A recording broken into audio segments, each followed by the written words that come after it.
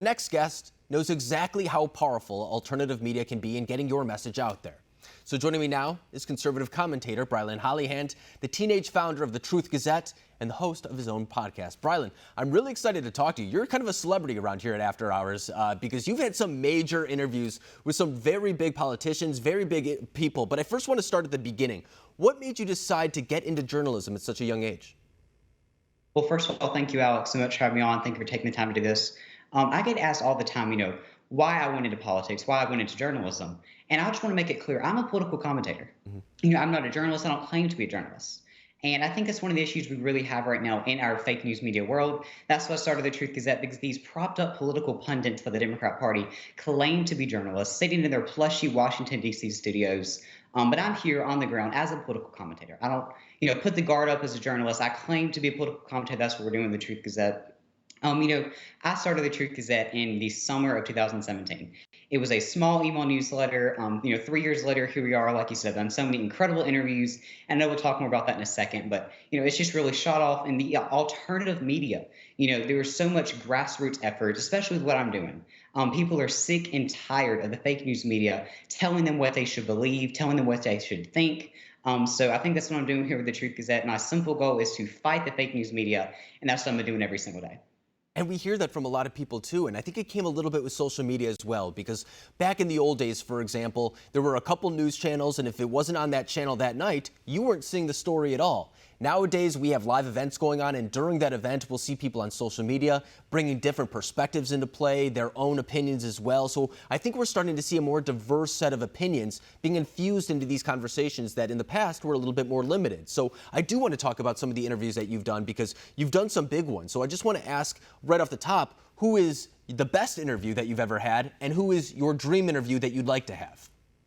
Absolutely. I've done so many incredible interviews. So many people have taken so much time, to sit down with an 11, 12, 13. I'm now 14, but I've been doing this for 3 years. Probably the most starstruck I was for an interview was when I sat down with Sarah Huckabee Sanders last year in Nashville. That one was just really fun. I worked on that for over a year, even before she was even White House press secretary, trying to get that interview with her. I finally got to sit down. It was really cool. She knew who I was before we even walked in the room. So that was really cool. I also got to do something with Stephanie Grisham when she was press secretary in the West Wing. Wow. I mean, how many people do you hear at 13 years old at the time, sitting down in the West Wing?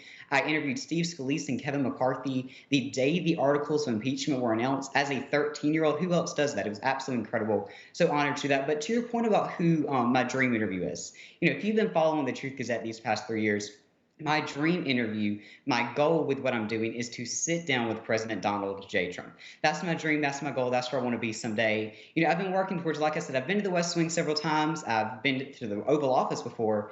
I've been to the press briefing. I've been that close to the president, but I haven't gotten that interview just yet. So President Trump, if you're watching After Hours tonight, reach out. We'd love to do the interview. We'd love to have you, but that's my dream right there, and that's what we're working towards. Oh, I know it's just around the corner. I mean, we've been showing pictures of all the people that you have been meeting with. I mean, Donald Trump Jr., Sarah Huckabee Sanders, as you were saying. I mean, the list goes on and on. Dave Rubin, a lot of influential people that aren't just necessarily politicians, but also people who are commentators, who are involved in other realms as well. So that does kind of bring me to my next question as well.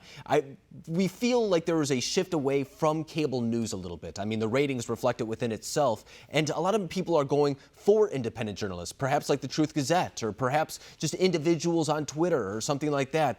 There's a lot of ways to get information nowadays. So when it comes to that, how do you get your news?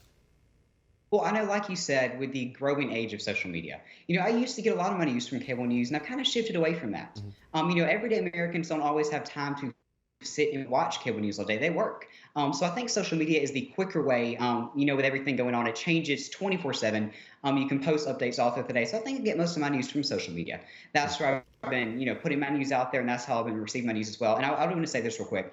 People attack President Trump all the time for being too loud on social media and having such a voice on social media, with Twitter censoring him in the past few weeks.